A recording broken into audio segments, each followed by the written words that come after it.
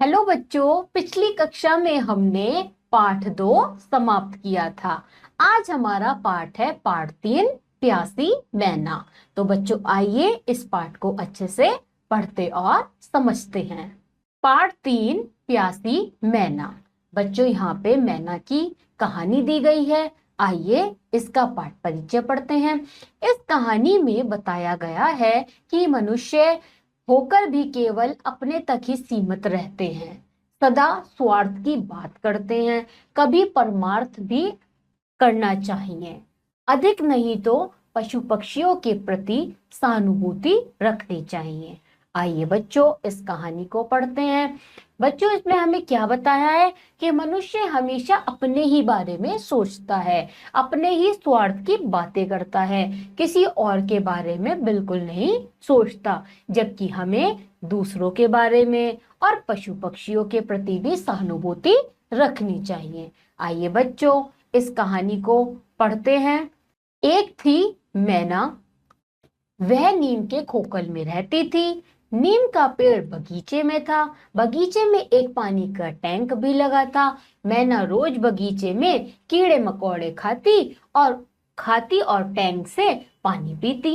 एक दिन बड़ी गर्मी थी। मैना को जोर की प्यास लगी। मैना उड़कर टैंक पर जा पहुंची और चोंच आगे बढ़ाई, लेकिन टैंक तो सूखा पड़ा था।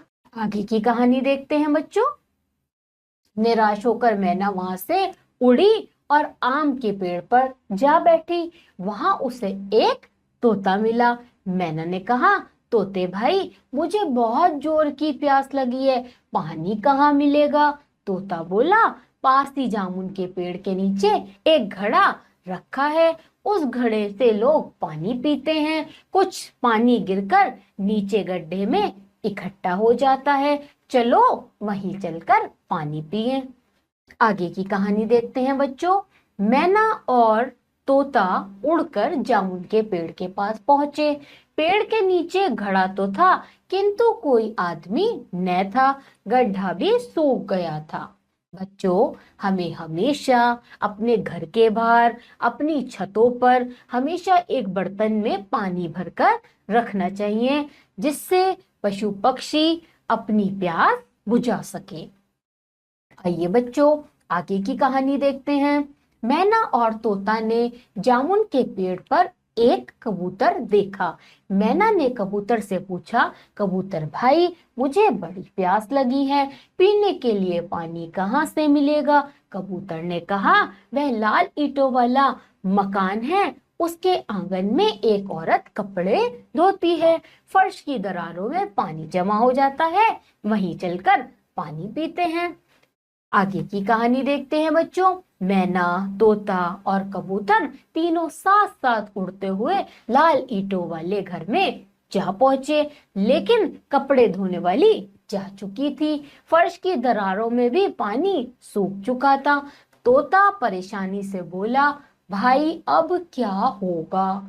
भाई अब क्या करें? मुझे तो जोर की प्यास लगी है। मैना ने कहा। कबूतर बोला, चलो इधर उधर उड़कर पानी ढूंढे। मैना, तोता और कबूतर तीनों एक साथ उड़ चले। कुछ देर बाद पीपल के पेड़ पर उतरे। वहां बहुत सारी गौरैया बैठी थी। वे खूब मजे से चहचहा रही थी, चिर चिर चिर चिर चिर। कबूतर गौरैया के पास जाकर बोला, गुटरगू गुटरगू। अरे गौरैया, आज तुम इतनी खुश कैसे हो? एक गौरैया ने बताया, हम सब अभी अभी नहा कर आए हैं। मैना ने कहा, नहाकर? तुम्हें नहाने के लिए पानी कहाँ से मिला? गौरैया ने कहा, वह देखो वहां, मेरे साथ आओ। बाग में बहुत सारे फूल खिले थे और आसपास बहुत सारी झाड़ियां भी उगी थी। झाड़ियों की छाया में एक मिट्टी का कुंडा पानी से भरा हुआ रखा था। तोता जोश में बोला, देखो देखो, कुंडे में से हुद पानी पी रहा है। कबूतर ने कहा, एक गिलहरी भी है। मैना ने पूछा, यह कुंडा यहाँ किसने रखा? गौरैया ने बताया, एक छोटे लड़के ने रखा है, वह इसमें रोज पानी भर देता है। मैना, तोता और कबूतर तीनों उड़कर कुंडे के किनारे जा बैठे। उन्हें खुशी खुशी अपनी चोंच उसके आगे की और पानी में डाल दी और जी भरकर पानी पिया। तो बच्चों, हमें हमेशा अपनी छत पे या घर के बाहर एक बर्तन रखना चाहिए पानी भरकर, जिसमें पशु पक्षी पानी पी सके और अपनी प्यास बुझा लें। आइए बच्चों, देखते हैं इस कहानी का उद्देश्य। पशु पक्षियों के प्रति दया भाव जागृत करना। बच्चों, हमें पशु पक्षियों के प्रति दया का भाव हमेशा रखना चाहिए। अब इस कहानी में आते हैं बच्चों कुछ शब्दार्थ। आइए देखते हैं उन शब्दार्थ को। स्वार्थ, स्वयं का लाभ। परमार्थ, अन्यों का लाभ। सहानुभूति, दया। खोखल, पेड़ के तने में बनी खाली जगह। कूंडा, मिट्टी का कटोरा। अब बच्चों, इस कहानी में हमें कुछ वर्तनी और कुछ आगत शब्द भी दिए हैं। वर्तनी क्या है? इकट्ठा, जिसमें हम टे के नीचे हलन को टे के नीचे ठे वाला लिख सकते हैं। गड्ढे में भी डे के नीचे वाला लिख सकते हैं। मिट्टी में भी टे के नीचे वाला टे लिख सकते हैं। और ठंडे में भी रे के नीचे वाली बिंदी ने की हम लगा सकते हैं। आगत शब्द क्या है बच्चों? रोज, जो है फारसी का शब्द। जोड़, जो फारसी का है। औरत, अरबी का है। जोश, फारसी का है। फर्श, अरबी का है। और आदमी, अरबी का शब्द है। अब बच्चों, इस कहानी के आधार पर आता है हमारा क्या? अभ्यास कार्य। तो देखते हैं बच्चों, अभ्यास कार्य में बहुविकल्पीय प्रश्न। आप बच्चों सब जानते हैं, बहुविकल्पीय प्रश्न में एक प्रश्न और उसके 4 उत्तर, एक उत्तर सही जो हमें बताना है। पहला देखते हैं बच्चों, एक खालिस्तान थी, मैना, कोयल, चिड़िया। अभी आप पाठ में पढ़ के आए हैं, क्या थी? एक मैना। दूसरा देखते हैं, नीम के पेड़ में खालिस्तान था, खोखल, पत्ती या शाखा। बच्चों, हमने अभी पढ़ा खोखल, इसका उत्तर क्या हुआ? खोखल।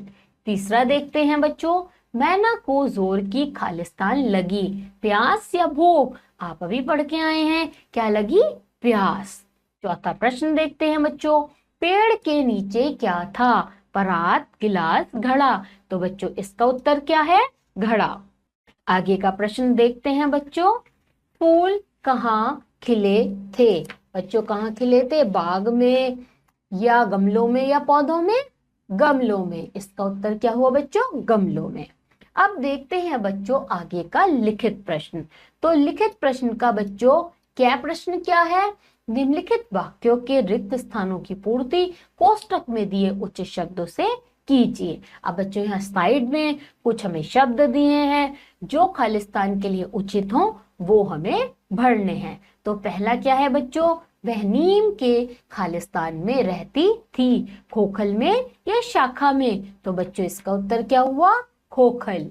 आगे का देखते हैं बच्चों, दूसरा, नीम का पेड़ खालिस्तान में था, घर या बगीचे? तो बच्चों, इसका उत्तर क्या हुआ? बगीचे। तीसरा क्या है खालिस्तान बच्चों? कपड़े धोने खालिस्तान जा चुकी थी, वाली या वाला? तो बच्चों, इसका उत्तर क्या हुआ? वाली। चौथा देखते हैं, पेड़ के नीचे खालिस्तान रखा है, घड़ा या कूंडा? तो बच्चों, क्या था पेड़ के नीचे? तो पेड़ के नीचे था घड़ा। मैना ने चोंच खालिस्तान बढ़ाई, पीछे या आगे? तो बच्चों, इसका उत्तर क्या हुआ? आगे। इसी के साथ बच्चों यहाँ पे हमारा पाठ समाप्त होता है। बच्चों, मुझे लगता है आपको मैना का पाठ बहुत ही अच्छे से समझ में आया होगा। अब आप सब बच्चे क्या करेंगे? आप सब बच्चे इस पाठ का अच्छे से अभ्यास करेंगे। और बच्चों, हम आपको मिलेंगे अगली कक्षा में। तब तक के लिए आप सभी बच्चे अपना ध्यान रखिए।